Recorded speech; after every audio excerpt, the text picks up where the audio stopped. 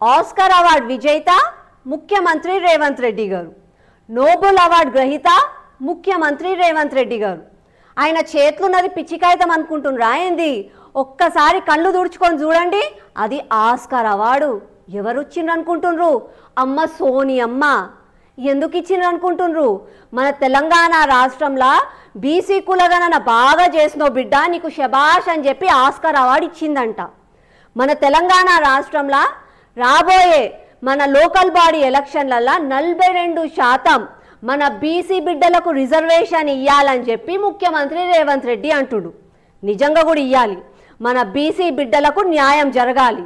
కానీ మళ్ళా ఈ 42% కులగాన బీసీ జనాభాలా ముస్లింలను ఎందుకు కలిపినరు? అంటే ఈ 42% బీసీలు పోటీ చేయాలని అంటారు, మళ్ళీ అందులో 15% ముస్లింలను కలిపినరు.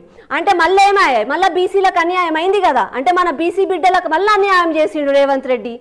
మళ్ళీ ఒక దిక్కు 15% జనాభా ఉన్నది, ఎవరు? అగ్రకులాల జనాభా మన తెలంగాణ రాష్ట్రంలో. మళ్ళీ 15% అగ్రకులాల జనాభా ఉన్న తెలంగాణ రాష్ట్రానికి 46% మంత్రి పదవి ఎందుకు ఇచ్చిందంట రేవంత్ రెడ్డి?